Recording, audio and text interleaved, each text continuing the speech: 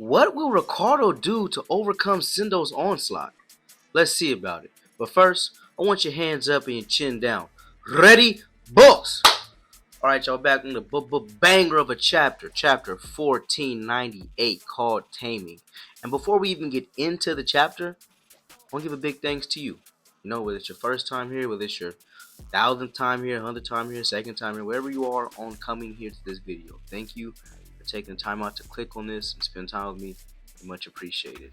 Also, we'll talk about the double page color spread we're kicking off with, because we're almost at 1500 chapters, which is mind blowing. Because I feel like it's another 1500 left to go. Like, Ippo is an amazing story. Like, it really is just boxing. Take it down to its core, it's just boxing. A boy trying to find his place in the world.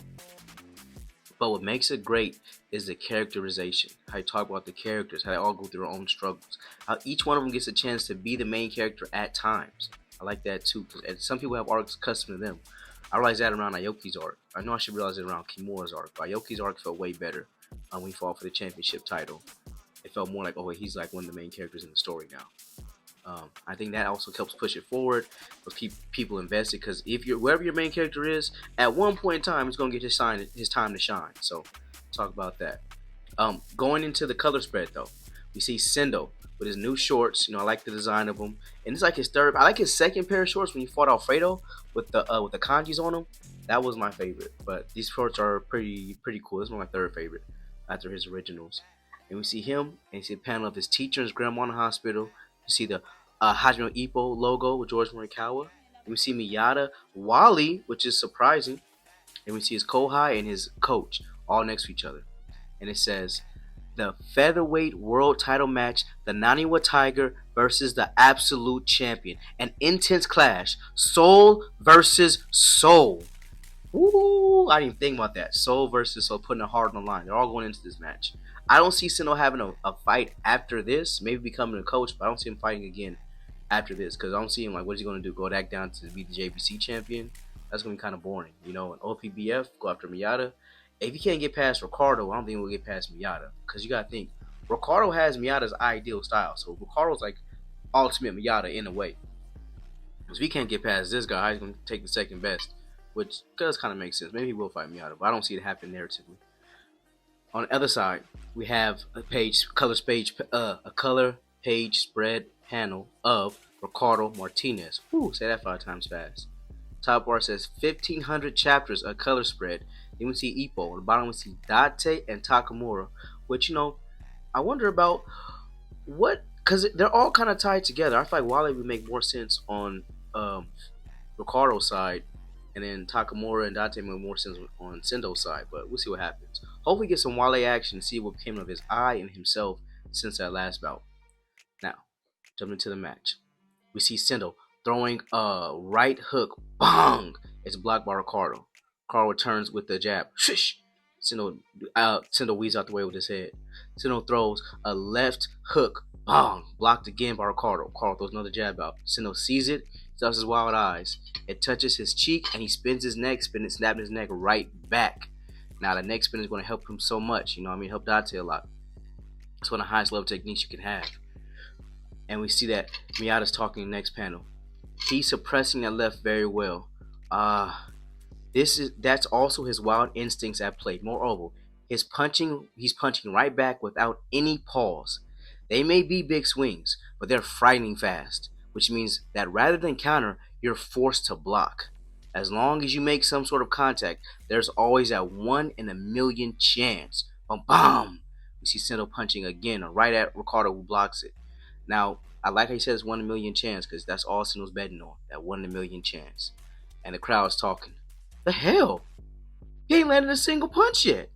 He's got to be way behind on the story cards too. But still, it feels like something big is coming. And we see Ricardo and Sendo right in the middle of the ring going at it with the new referee.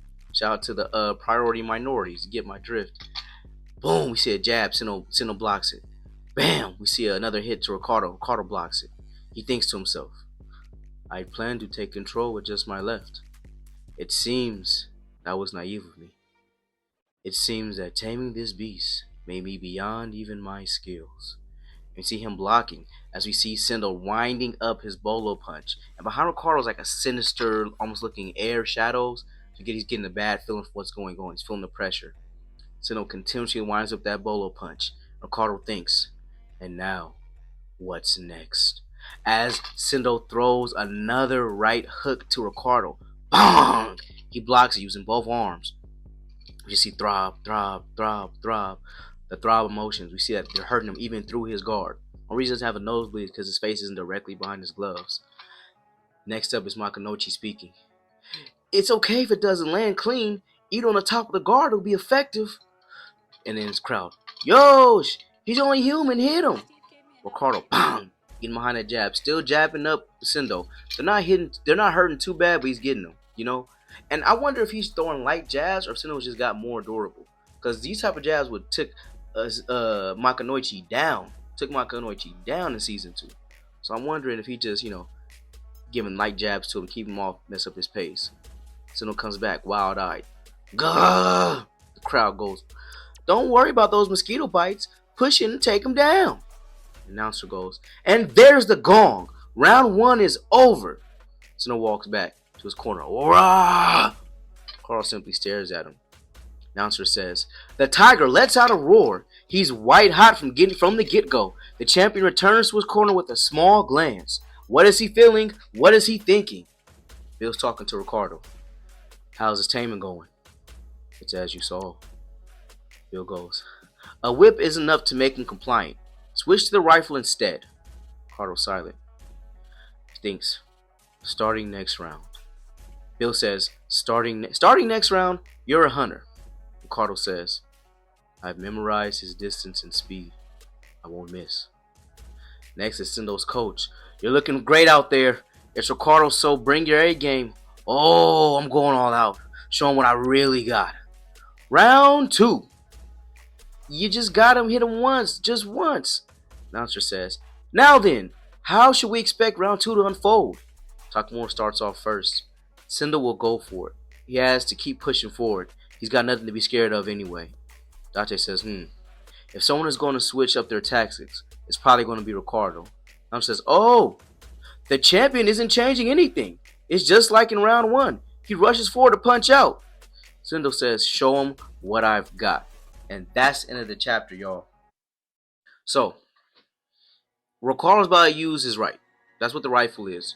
Right, full right hand, The whip, because the jab comes off quick like a whip, so it kind of makes sense. He couldn't tame him with just his left, so he's going to use his right hand. When that right hand comes out, it's going to be trouble. It's going to be trouble. I think it's going to mess up Sendo's pace with the power behind it. And once he releases the right, then the combinations all get put together. So now Sendo has to worry about not only a right hand, but uppercuts, the combos, getting countered to his smash the same way Wally did. I do believe he'll try to use the smash counter once in this bout, but he won't get it off until maybe round 3. But he still loses in round 4. That's why I give it at 2. That's what I'm giving it to. Like we saw Wally try to use the smash counter, how it messed up. But also Wally was extremely tired because of elevation. So he may have another chance to use it and better chance using it here with Sendo. What do you think? Do you think Sendo can pull off the counter? Do you think Ricardo's right hand is going to disrupt Sendo enough to make a change in the bout, or will Sendo keep on coming forward? Let me know in your comments below. Take that like button, subscribe to the channel, and vote on the community page for the Super 6 World Tournament. Right, y'all. Catch you next round. Work, work, work. That's what you say. Work, work, work. Earn the pay. ナイト、お前にばかりすまなく思うが、エレン、好きな方を選べ。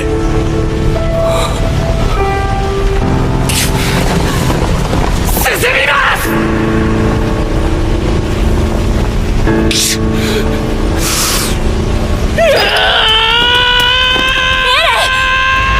ごめんなさい。最後に一度だけ許してほしい。自分を信じることを。